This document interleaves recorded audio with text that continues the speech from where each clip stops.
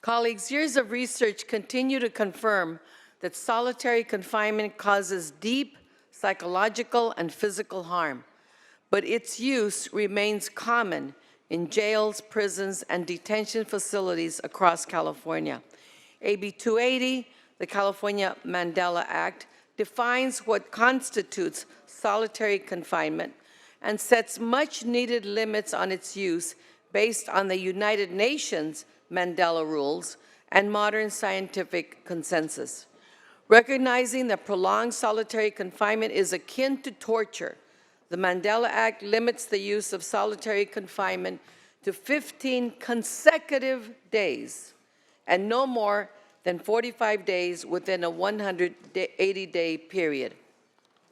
This bill also prohibits the use of solitary confinement to our vulnerable populations, such as pregnant women and those with serious mental and physical disabilities, because people who need specialized care should not be locked up in a room the size of a parking space and without access to the services they need.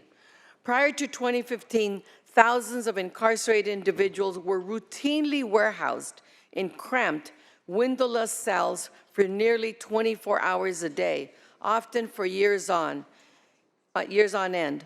Pelican Bay State Prison alone held over 500 individuals in solitary cells for over a decade. A class action lawsuit filed on behalf of incarcerated people led to a massive reduction of people subjected to prolonged solitary confinement from well over 10,000 to approximately 3,000 people today, but without any spike in violence in California's prisons. I want to take a moment to be very clear that what the California Mandela Act does and does not do. This bill does set a defined limit on how long an individual can be subjected to prolonged isolation without human contact and confined inside of a cell.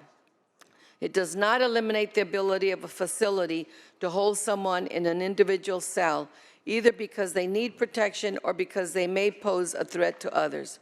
And finally, this bill provides distinct alternatives to 23-hour lockdowns, which only serve to perpetuate cycles of violence and cruelty. Reforming solitary confinement in California is long overdue, and the Mandela Act brings our state in line with others, like Colorado and Connecticut, as well as the international community. Assemblymember Holden continues to work with the administration and CDCR on proposed changes to solitary confinement practices and appreciates their dedication to this issue. Colleagues, I respectfully ask for your aye vote on Assembly Bill 280.